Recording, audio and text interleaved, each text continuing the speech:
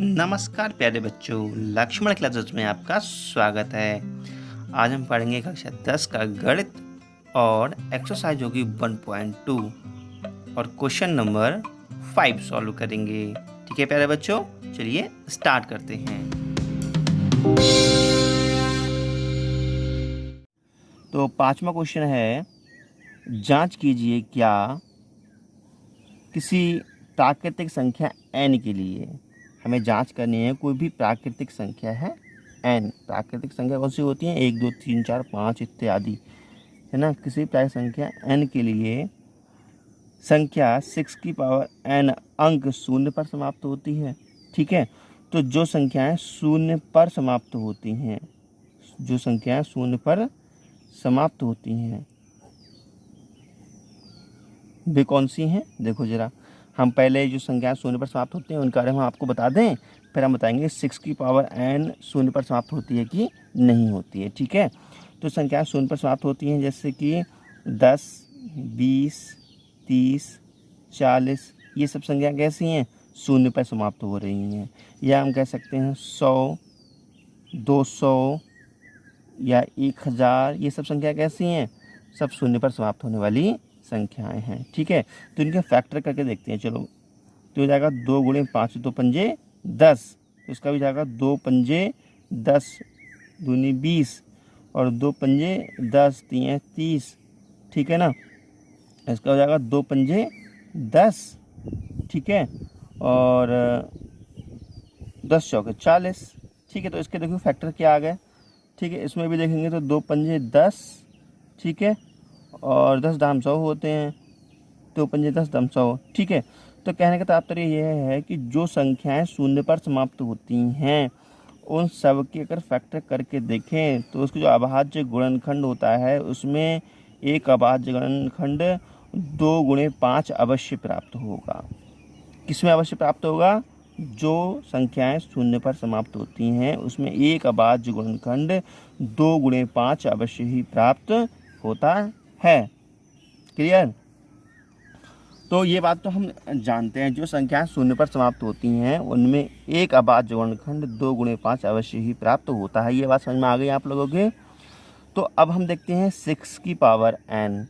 6 की पावर जो n है इसमें अभाज्य गुणनखंड 2 गुणे 5 अगर निकल आया तो ये शून्य पर समाप्त होगा, अन्यथा नहीं होगा। ठीक है, तो इसे गुणनखंड करते हैं तो 2 गुणे 3 की पावर n। ठीक है ना, तो दिखाई दे रहा है कि इसमें जो गुणनखंड है 2 गुणे 3 आ रहा है, जबकि आना कितना चाहिए 2 गुणे 5। जब 2 गुणे 5 आ ही नहीं रहा है तो ये संख्या शून्य पर समाप्त नहीं होगी। तो n के किसी मान के देख लो, तो n इक्वल टू अगर 1 पे देखेंगे हम तो 6 की पावर 1, यहाँ हो जाएगा 2 गुणे 3 की पावर 1, तो भी 2 गुणे 5 नहीं आया। ठीक है, तो n इक्वल टू 2 पे देखेंगे तो 6 की पावर 2, यहाँ देख सकते हैं 2 गुणे 3 की पावर 2। ठीक है, तो 2 का मतलब ये हो 2 बार लिख लो 2 गुणे 3 और गुणे 2 गुणे 3, अर्थात हमें 2 गुणे 5 प्राप्त नहीं हुआ। इसलिए जो 6 की पावर n है ये अंक शून्य पर समाप्त नहीं होगा। ठीक है ना, समझ में आया। तो मैंने आपके लिए बहुत अच्छे से समझाया है। अब जब इसको मैं कॉपी पे लिखता हूँ, आपको सही तरीके से पेपर में कैसे लिखना है वो बात मैं आपको समझाता हूँ। ठीक है प्यारे बच्चों, देखो हल देखो इसको। ठीक है, तो इसमें हम लिखेंगे, हम जानते हैं कि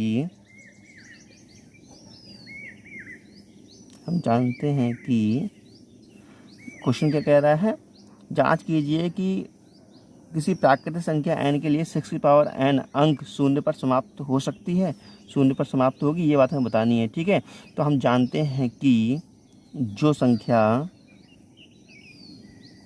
या जो संख्याएं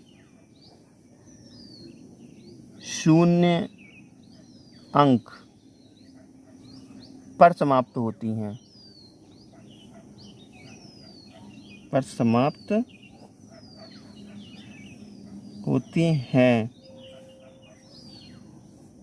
उनके अभाज्य गुणनखंड में 2 गुणे 5 अवश्य होता है।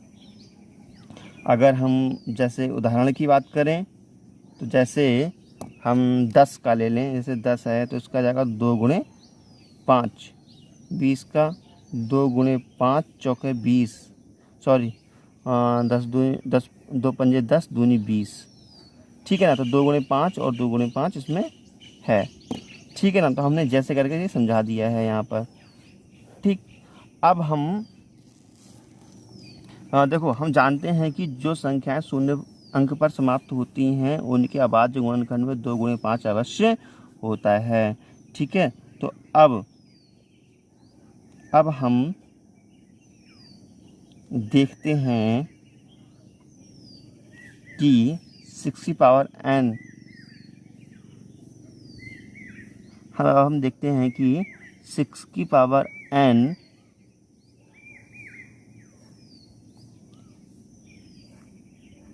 अंक शून्य पर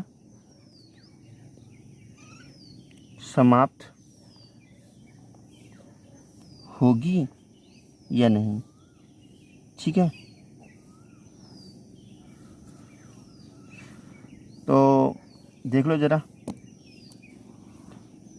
तो जो 6 की पावर n है इसे अगर फैक्टर करें तो आएगा 2 गुणे 3 की पावर n, ठीक है।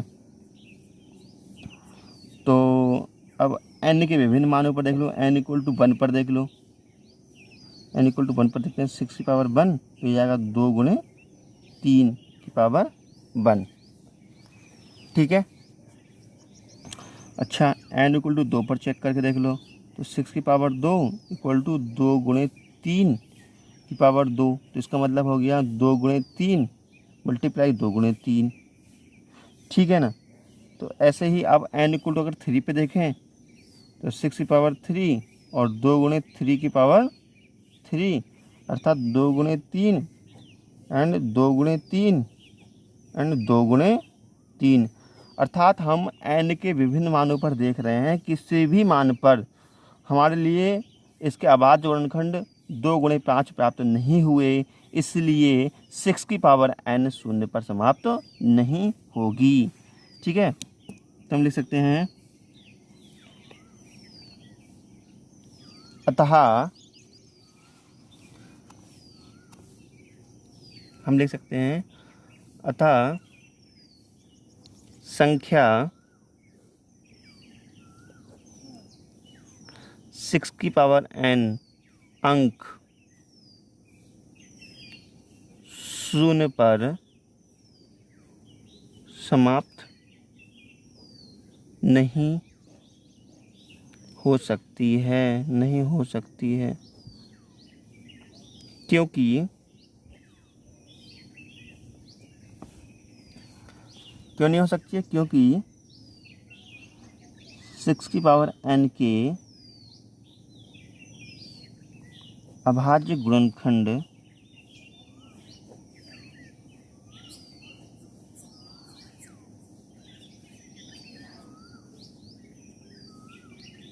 n के सभी मानों पर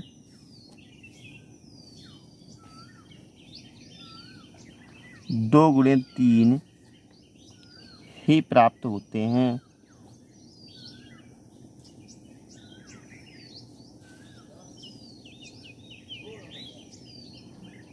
ठीक है ना। अर्थात हम कह सकते हैं, अर्थात 6 की पावर n के अभाज्य गुणनखंड 2 गुणे 5 प्राप्त नहीं होते हैं,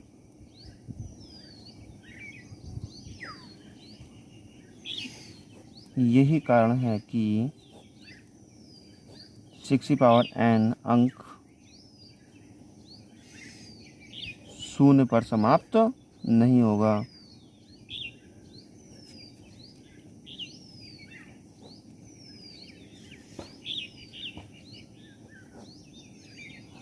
ये बात समझ में आई आप लोगों के, ठीक है प्यारे बच्चों। तो आप लोगों को पसंद आया वीडियो तो इसको लाइक कीजिए, शेयर कीजिए और चैनल को सब्सक्राइब ज़रूर कर लीजिए। और हमारे चैनल पर आपको 10th क्लास के सारे कोर्स कराए जाएंगे और आपके लिए जीके भी पढ़ाई जाएगी, वो भी मस्ती के साथ। ठीक है प्यारे बच्चों, ओके बाय, थैंक यू।